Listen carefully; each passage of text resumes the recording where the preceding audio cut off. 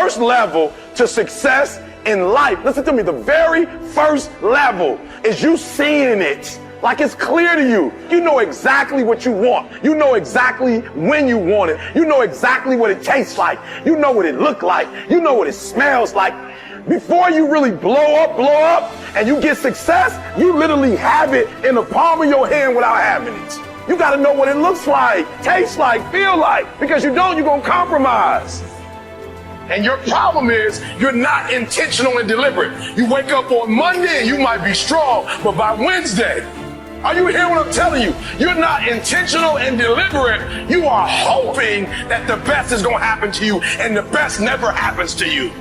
You got to be intentional and deliberate, whether you're making money or not making money. You got to decide that you're going to do something, and you got to do it every Monday, every Tuesday, every Wednesday, every Thursday. The problem with some of you in this room, you're not intentional and deliberate. You're a good person that just hopes the good stuff is going to happen to you.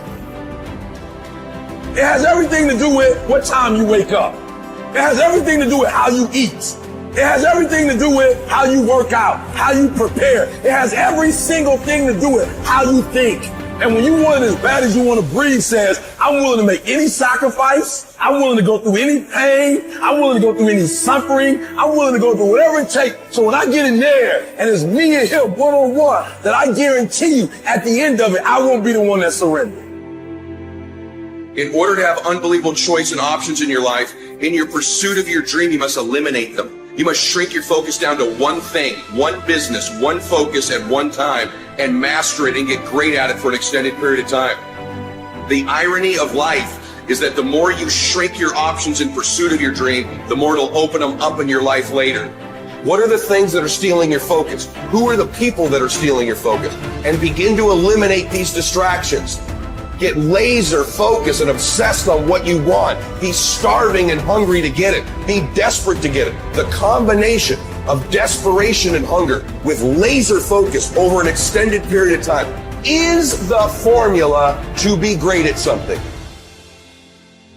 And you've got to be so relentless, regardless of what comes down the pipe, that you're always looking for a way to get over, always looking for a way that you can break through, always looking for a way that you can win, always looking for a way that you can strike a telling blow. But you got to understand, you can always get a little bit better. You can always excel a little bit more. You can always push it a little further. You can always climb a little bit higher. You can always better your best. You can always go beyond anything that you have ever done. And so all you're looking for are new breakthroughs through practice and practice. You'll get better and better. And when you know what you want, you will do anything it takes to get it.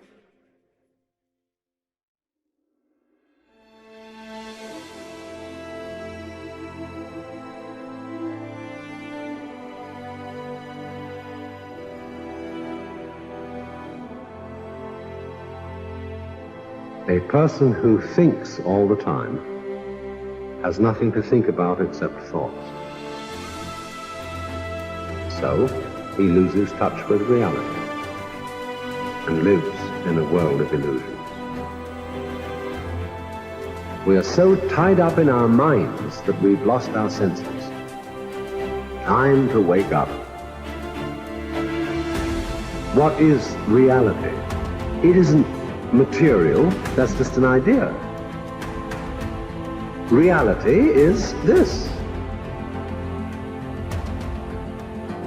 Whoever it is that you want to be, no matter how many times you may have failed at attempting to become that person leading up to this point, you can still become that person.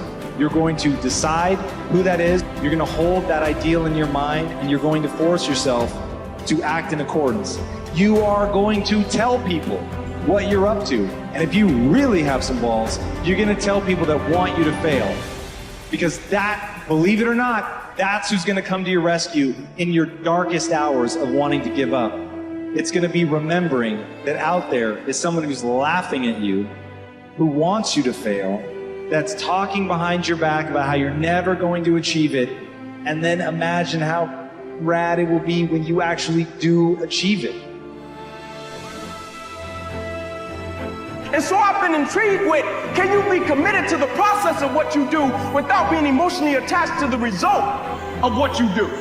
Because a lot of people can be committed to the process of what they do if the results don't change.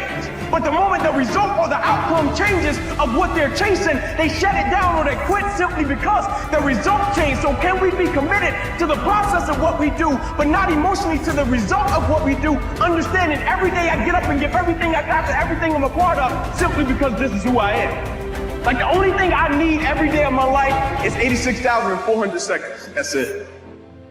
Like I don't need some reward. Like I don't need, the only thing I need is breath in my body, and I'm flat out going to get it. One of the things you have to understand about life is everything changes and everything ends. And that kind of sounds heavy on the front end, but it's a truth. If everything changes and everything ends, number one, it should make you appreciate what you have right now. And then my view is what's next is always better. If I make it so, it's my job to make it so. I think passion is the genesis of genius. If you've got enough passion, you're going to find answers nobody else does. But most people run out of fuel, meaning they get tired, they get exhausted, they get burnt out, they get, the law of familiarity. They're around something so much they take it a little bit for granted. What I see as the one common denominator of people that are successful over a lifetime is the sustained hunger. Hunger is the number one factor. That in order to move forward, you move forward by taking the next right step. You don't have to know all the steps to make, just what is the next right move.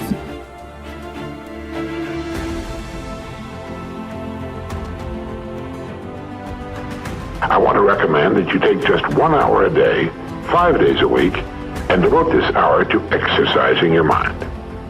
Pick 1 hour a day on which you can fairly regularly count. And during this hour every day, take a completely blank sheet of paper.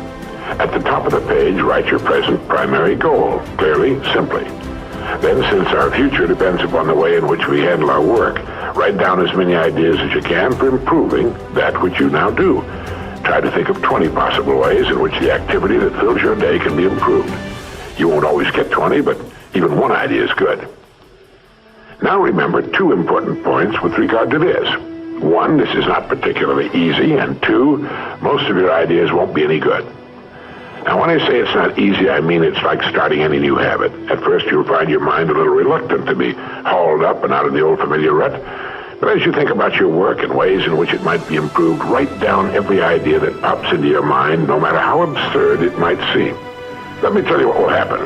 Some of your ideas will be good and worth testing. The most important thing this extra hour accomplishes, however, is that it deeply embeds your goal into your subconscious mind, starts the whole vital machinery working. And 20 ideas a day, if you can come up with that many, total 100 a week, even if you don't think on weekends. An hour a day, 5 days a week, totals 260 hours a year, and still leaves you 3,740 hours of free leisure time. Now, this means you'll be thinking about your goal and ways of improving your performance, increasing your service, 6.5 full extra working weeks a year. 6.5 40-hour weeks devoted to thinking and planning. Can you see how easy it is to rise above the so-called competition? And will still leave you with 15 hours a day to spend as you please. Starting each day thinking, you'll find that your mind will continue to work all day long. You'll find that at odd moments, when you least expect it, really great ideas will begin to pop into your mind. And when they do, write them down as soon as you can. Just one great idea can completely revolutionize your work and, as a result, your life.